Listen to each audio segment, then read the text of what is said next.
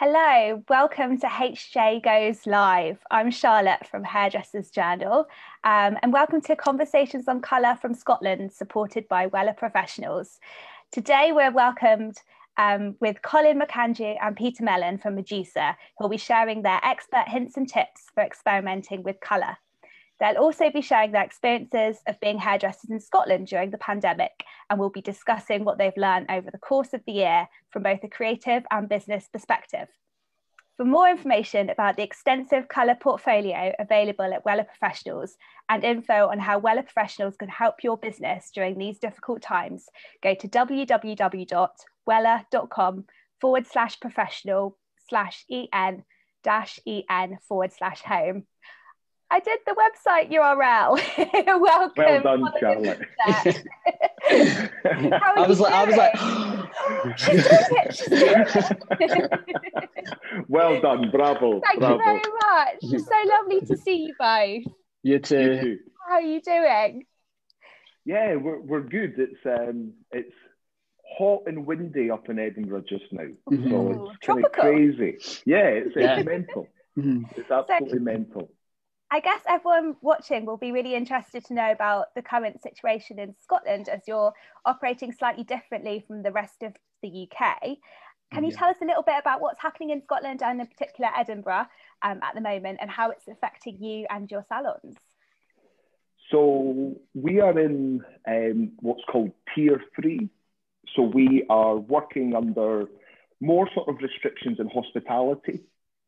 So pubs and restaurants aren't allowed to sell any alcohol, but they're allowed to stay open till 6 o'clock in the evening.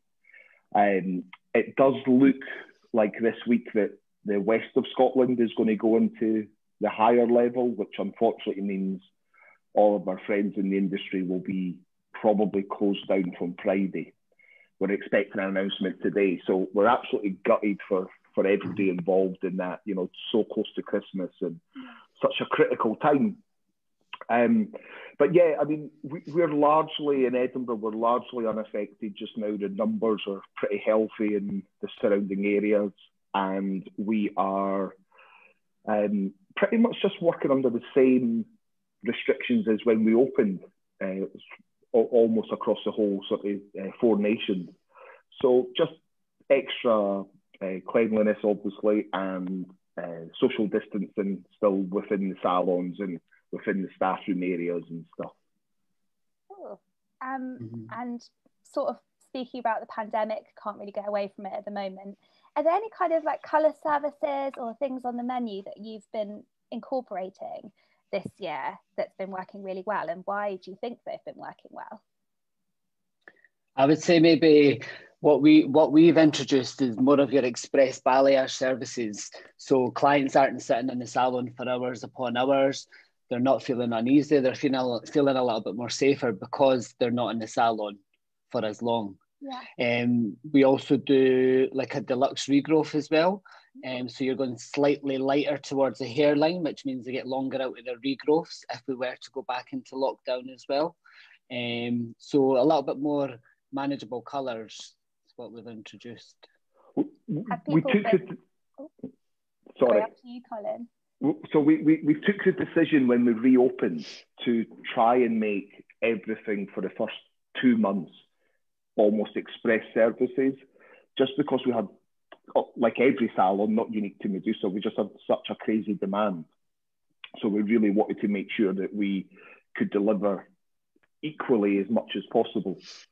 So now we are seeing sort of longer appointments coming back in as well. But then, like Peter said, you know, the express balayage, etc., clients are quite liking it. So we're getting that. But the great thing is they're getting it more often. Good. You know. Yeah. Well, and have you got any kind of retail tips for salons that are currently closed?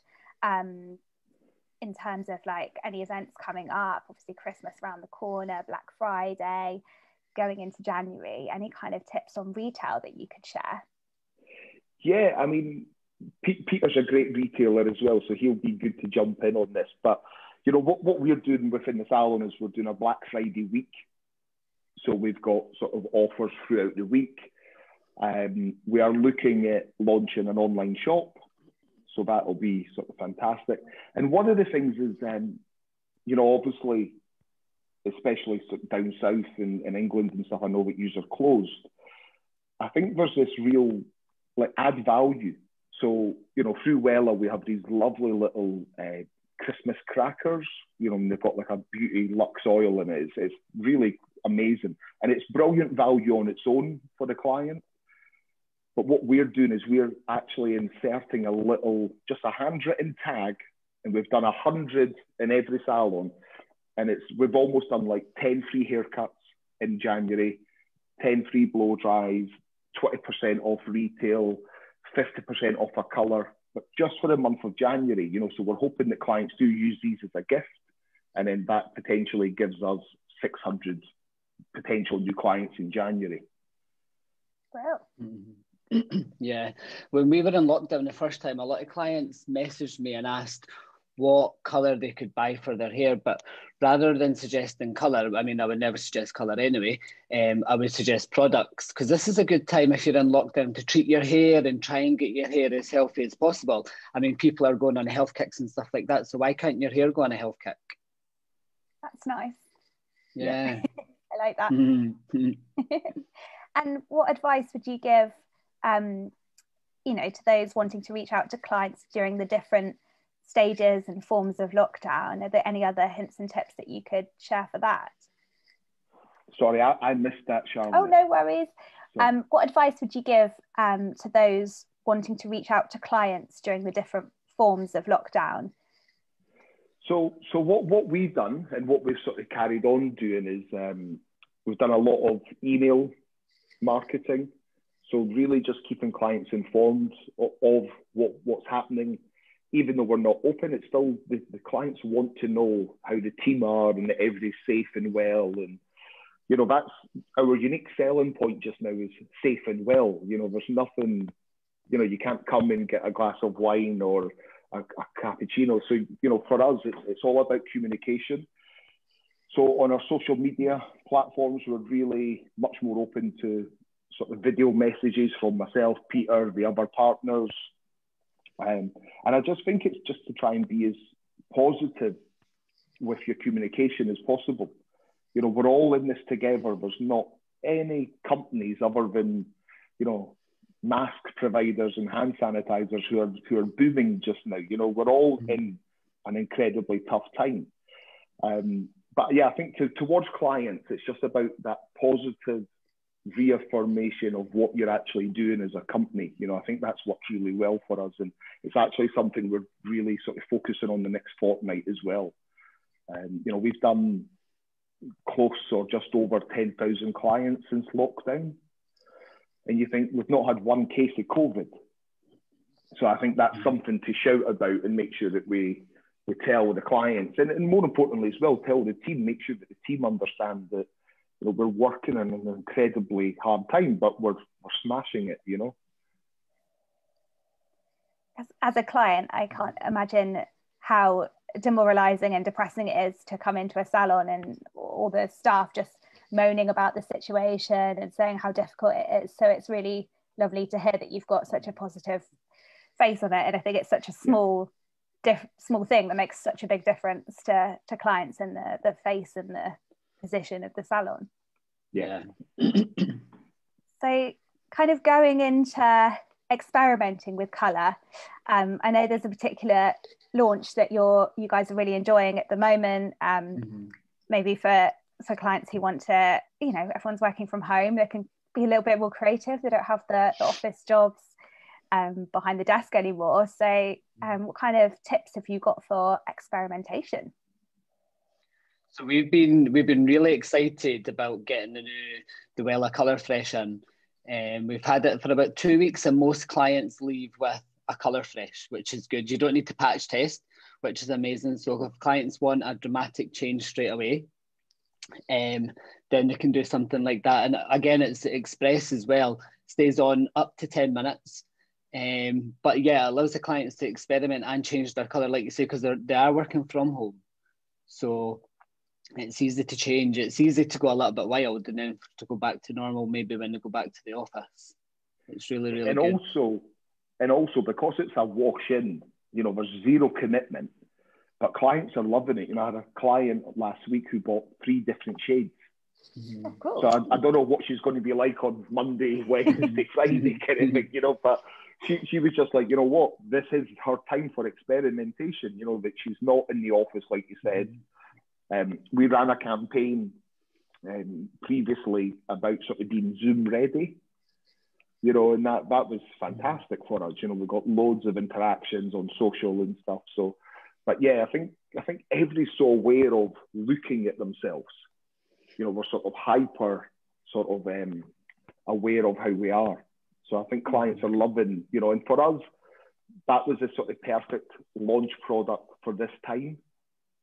You know, and it is beautiful. Some of the shades are absolutely amazing. So that's been a big thing for us. Another sort of focus within the company, and, you know, I sort of urge every hairdressers to do this, is we're really trying to focus on moving away from balayage. Balayage is beautiful. It's going to be here for a long time. But we need to see clients more often than we are. You know, that's the sort of biggest problem within the industry. So the amount of imagery that we are producing for social, where you can see that we're going past the balayage. You know, we're definitely doing sort of balayage effects, but with much more highlights, much more, you know, money pieces. You know, give clients something that needs regular maintenance. I think that's my sort of mantra. You know, it's not to rip off a client. It's nothing like that. It's just make sure that we actually see our biggest fans much more regularly. Yeah. And that way you can check in with the health of the hair and be ensuring that everything's in a really great condition for the next time you see them too. So it's a win-win. Exactly. And then you take that client on that journey. You know, you're planning quite easily. You're planning in October what you're going to be doing in December. You know, so it's much more of a journey rather than I'll see you just whenever you want to be seen. Yeah. And again, you know, like what Peter said about these Colour Fresh masks for us, they're fantastic because it's just like, let's change your hair this week. And it's only going to last a week if you wash your hair every day, kind of thing, you know? So it's really, we need to all start seeing clients more often. Yeah. Yeah. And from a business and educational point of view, what's the year look like for you? Have you done anything different this year in light of the pandemic and lockdown? Do you want to answer that, Peter, or will I answer this one? You can go. Oh, yeah. So, I mean, you know, Peter and I are educators for Wella. You know, we do sort of 30 plus seminars a year, and we've done 0, or I think we've done 2 at the start of the year. Yeah, 2.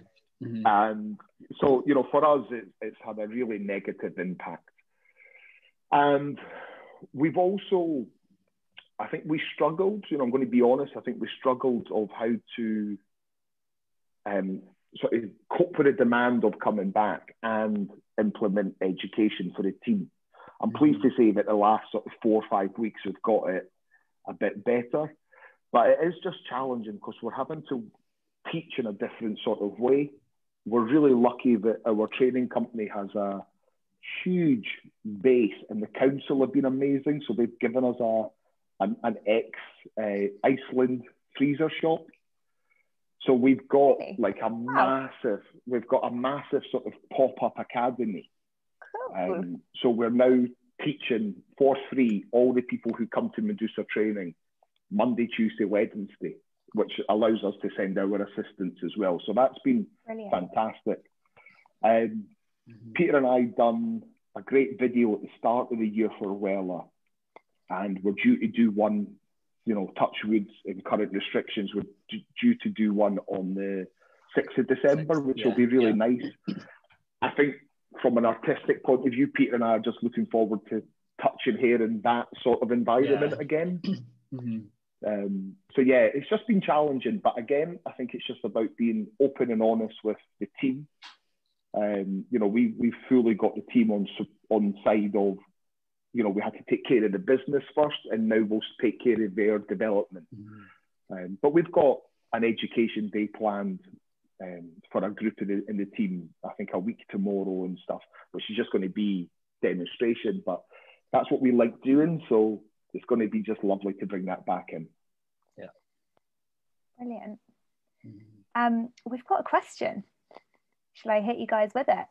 Great. So it's from someone called Margaret. And she has a client who has fragile, curly, thin, completely grey hair. It's a specific project question, by the way, heads up. Hope I'm not putting you on the spot here. She's using Coliston Perfect 99.0 Intense Very Light Blonde, but only using 6% peroxide. This client she's complained that her roots are dark and yellowy. So she's upped the peroxide to double the amount of tint, and it's better until it becomes greasy and then it looks dark and yellow. Is there a lighter blonde that she can use to cover the greys, or should she use a higher strength peroxide? Now, that doesn't make a lot of sense to me, but I'm hoping that makes some sense to you guys. Do you have any advice for that, or is that a difficult one to answer without seeing the hair or the client? No, I think I wouldn't say, nah. I mean, I wouldn't go higher with the peroxide because that's going to be more damaging to the hair. But what I would maybe suggest is going in with maybe a 10-1 highlight with 12%, because 10 is the only colour that slightly breaks through a colour, which lightens. So if you get a little bit more definition and a little highlight in between that 9, it's not going to look as warm. It's going to lift the root, it's not going to make it flat. And when those greasy roots come in, it's not going to be yellow or orange. Yeah. What about, would you drop down to 4%? Yeah, that's what I was literally waiting to say. So anyone, when I use the double bases, I love a double base, a 990, a 880. Everyone in the salon makes fun of me because they're my go-to ones, but it's because I know the cover and I know the end result. But I never use 6 or 9 because you're kind of wanting to, depends how dark the grey is, but you don't want to lift it. You kind of want to deposit the tone. So by going with 4, you're slowing down the development, which is going to stop the warmth coming through, and you're going to get a little bit more true to tone with your colour. So I would drop to 4 because you're dropping the colour. Hope that helps, Margaret. Yeah, hopefully. Perfect. Reply and let us know. So let's look ahead to 2021. Fingers crossed. New year. Yeah. Vaccine, things are opening again. What's kind of your advice for prepping for the new year from a colour perspective? What kind of services will you be offering, or are you going to do any deals or anything like that?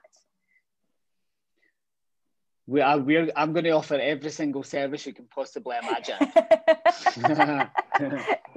Good strategy. No, again, yeah.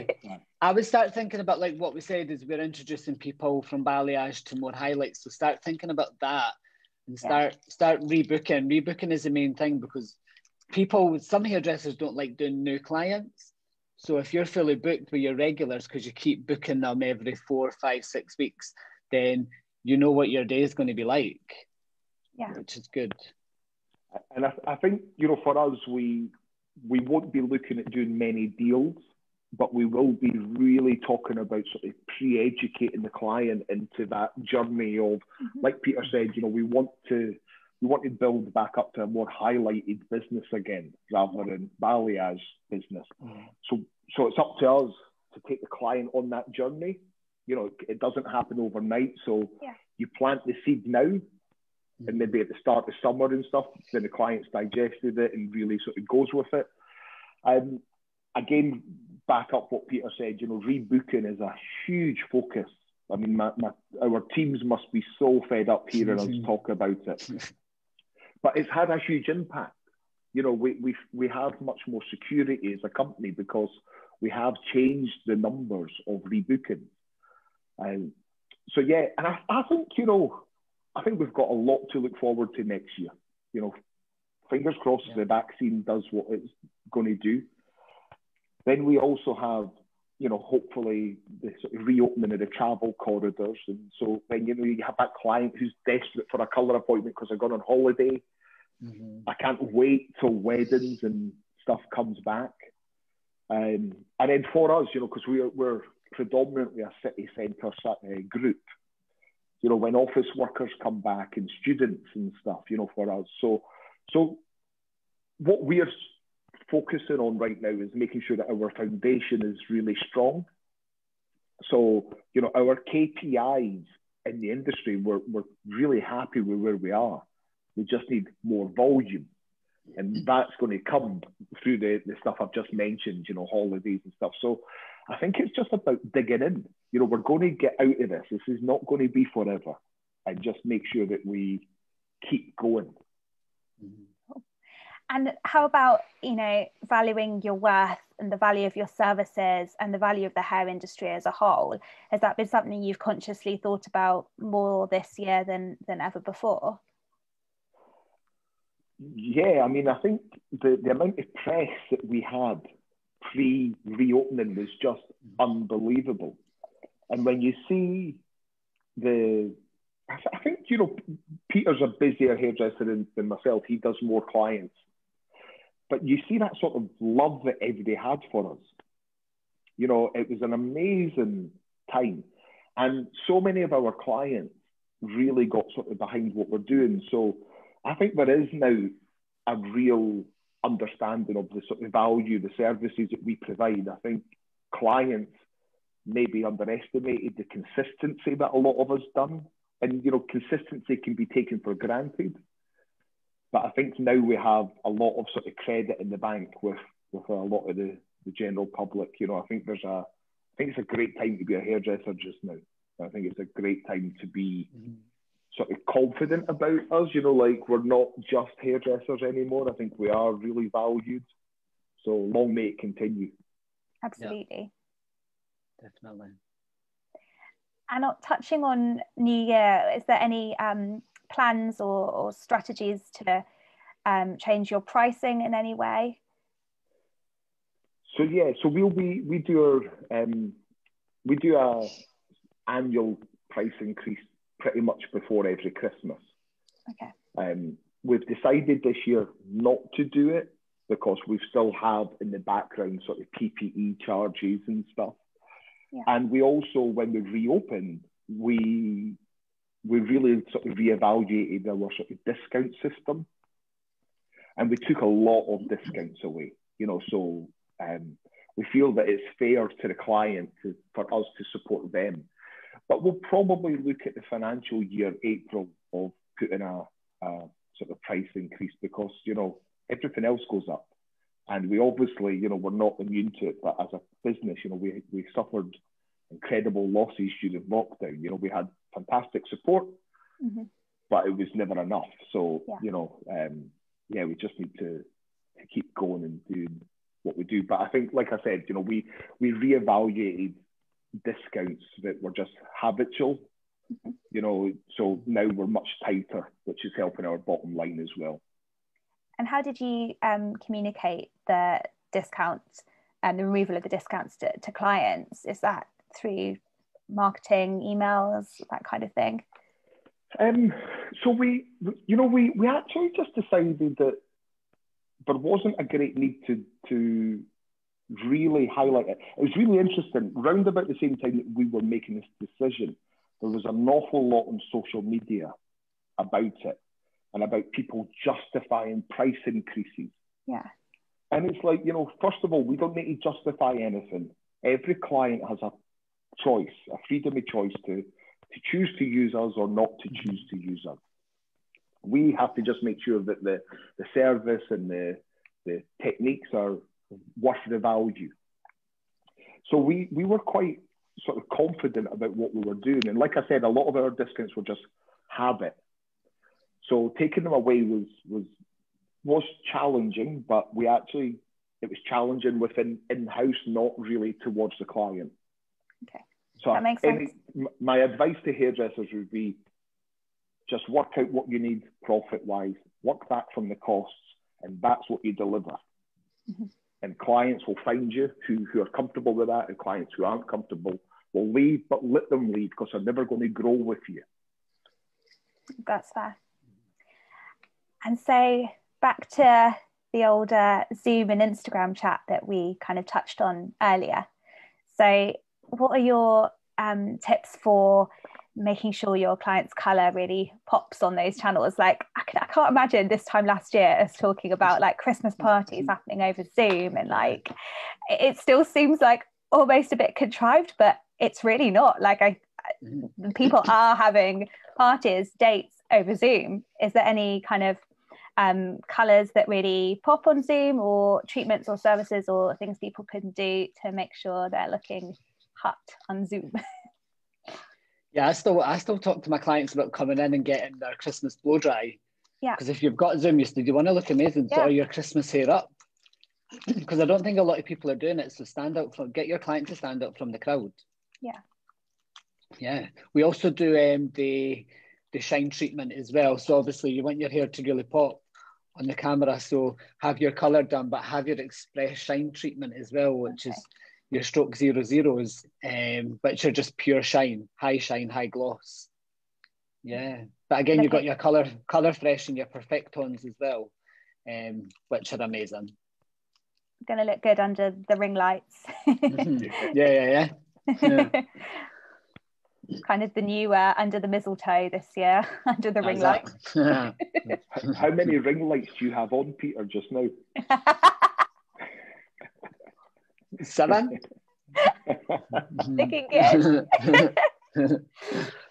Oh, my biggest mistake of this lockdown was not bringing a ring light home from the office. Ruined the day. I've got one of my iPads facing me with a torch on. Oh. I love it, the secrets.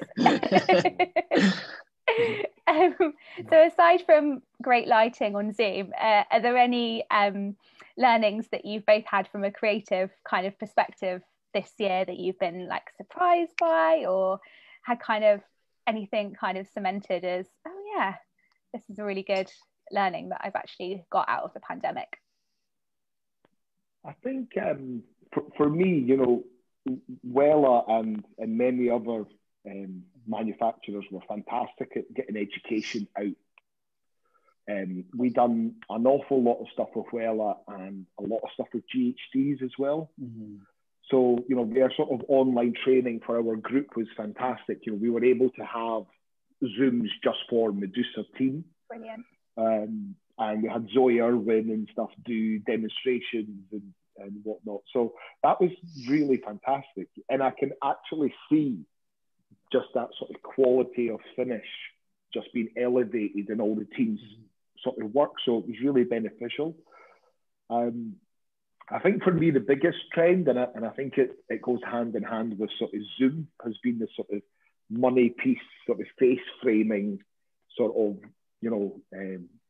chunkier highlight type thing right through that front piece. And I think it is just people want something that, you're seeing so 2D on Zoom. So boom, it's like there, it's just there. So I think that's been one of the things. I think also as well, it was, we didn't qualify this year for Scottish Hairdresser of the Year under the Hairdressers Journal, but it was fantastic. We made the decision that we weren't in a position to shoot new imagery.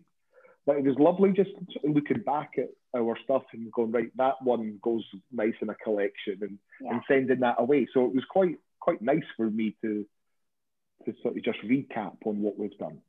Yeah, like a nice retrospective. Yeah. Kind of deck.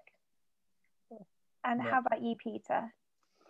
Yeah, because like at the start of lockdown, I was like, Jesus, I was like, what is going on? The first 3 weeks, I was like a bit of a hermit. I didn't really interact with anybody or done anything because I didn't know, because I'm used to being 125 miles an hour to then being 0. It threw me off. But during lockdown, I managed to, obviously I wasn't doing clients, so I could concentrate more on the business side. The good thing with Medusa is I have a lot of support on the business side, so I can concentrate on my clients because I'm still in the salon 5-6 days a week, working normally 9 till 8. So I don't do a lot of the business side. So I managed to have a catch up with Colin and Linda and go through the business and get my head more into the business side of things, but also still be creative. But like Colin said, Wella and GHD done a lot of things as well. I've done a couple of TikTok videos. Well, I tried to. I think I ended up deleting them because they weren't as good as all the rest. So I tried to have that as one of my learning things. Yeah. I think that's been one of the things that Peter and I have discussed in our sort of downtime earlier in the year, was getting that balance between being the salon owner and being the busy hairdresser. And, you know, Peter sort of really embraced that since coming back. You know, he's worked incredibly hard, but now it's about making sure that the team are sort of equal in terms of stuff like that. And I think it's so important, you know, that so many hairdressers, you know, they need to if they own a business, they need to do stuff that develops them business-wise, but also creatively. You know, they have to keep that going, and it's really challenging. I'm lucky that I sort of get it through my younger partners like Peter and stuff. You know, they come in and they keep us current. Yeah, it's so true. Everyone's kind of learnt that balance this year, haven't they? Whether it's the hard way, but nevertheless, definitely, balance is the key word I keep hearing again and again. Yeah. 100%. And I think you've got to protect it. You know, I've liked my New Balance. So I sort of nurture that as much as I try and nurture protecting the team. Yeah, that's very cool. So I've got a very happy Margaret after the colour question was answered fantastically by Peter earlier. She said, fantastic. I didn't even know there was a 4%. I'll ring the wholesaler today. So I'm very 4%. Happy, Margaret. 4%, I'll change your life. Yeah. And then we've got a question from someone called Jordan, who's asked if you've got advice on growing social media following during this time, whether that's personally or for the salon. Peter, you're better at social than I am. Do you want to... Is it TikTok? You're going to say get on TikTok? I would say interact more with other hairdressers. Follow who you love. Comment on their stuff. Like their stuff. They'll comment back. They'll give you a follow. A lot of people are doing a lot of shout outs now. So if you're constantly interacting, you're going to get those shout outs. But share your creations. That's it. Get on TikTok, do your videos. If you're not doing videos, Instagram, you've got your reels. So I know in the salon you're busy or you can't do any clients at the minute, but you've got your doll's head. So play around and get creative with them. The more you share, the more people are going to see, the more likes you're going to get, the more interaction you're going to get, and then the more you'll be on people's feeds. Yeah. What I would say to Jordan as well is be really consistent. So, you know, if you want to be known as a cutter, make sure that your feed is fantastic cuts. Yeah. If you want to be known as a sort of balayage king or queen, make sure that it's all balayage and that it's perfect. Lighting for your photographic work is so important. Make sure that you're really smashing that. And then also try and be consistent when you take your photos. I think that's a really important one, so that if someone is just skipping through the feed really quickly, they'll see just one thing and go, that's Jordan's work. You know, that's it. And also make sure that your hashtags are really relevant and current. I think we are trying to get the team to just use about 4 to 6 hashtags now. You know, you can, if you have too many hashtags, that can have quite a negative effect on you appearing people's feeds. You know, so yeah, just be consistent. Look at the accounts that you really like and take the best bits and make it your own, is what I would sort of say. Look at Peter's, his is quite nice. Shout out, what's your handle, Peter, so everyone can follow you? It's just Peter_Medusa. Cool. And then you've got Colin_Medusa. Everyone's _Medusa, so follow us all.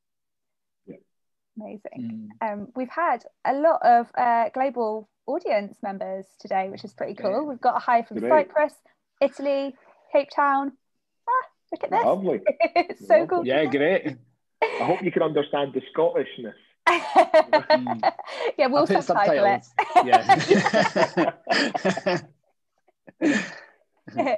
So before we wrap up the end of the conversation, are there any final thoughts or words of advice that you'd like to share with anyone watching today's session? I would say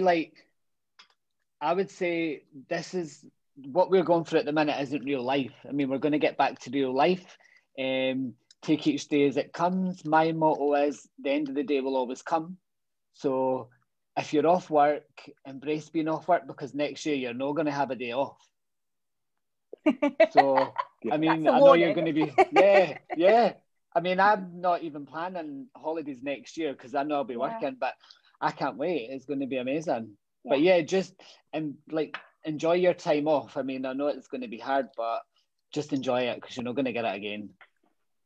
Yeah. I mean, I would back up what Peter said. I would also say that, you know, during this time off, make sure that you're planning potentially the return to the salon, as most of you will be, but really planning it, you know, making sure that get the team on board about extended hours, if that's what's needed to make December profitable for you. And also just, you know, I said it last week on a Wella chat, and I got quite a lot of love back from it.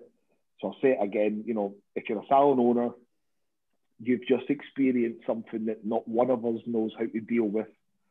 You've made every decision probably with the best intention in your heart.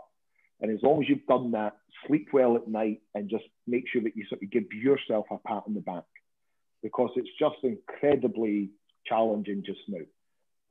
And if you're still in there, still got the sort of fight in the dog, then you've done really well, and you have nothing but respect from myself.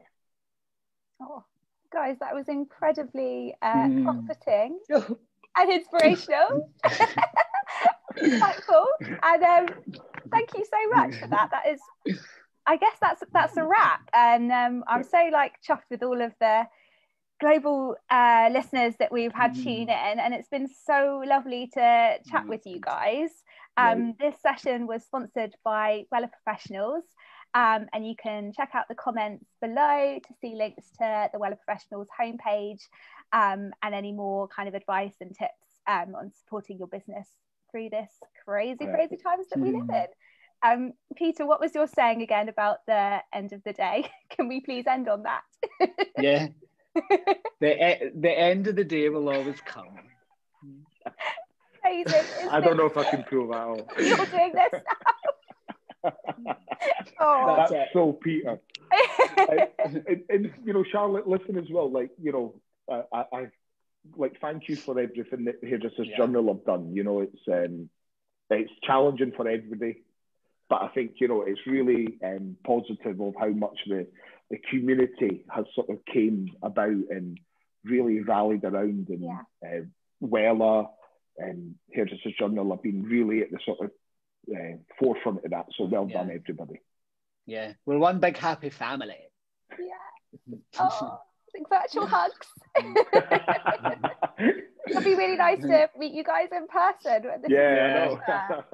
We'll see you at the bar somewhere. Yes, definitely. Yeah. Wonderful. Right, I'll say goodbye now, and the end of the day will come. Will always come. Good. Oh, sorry. Thanks a lot. Bye. Bye. Bye. Bye.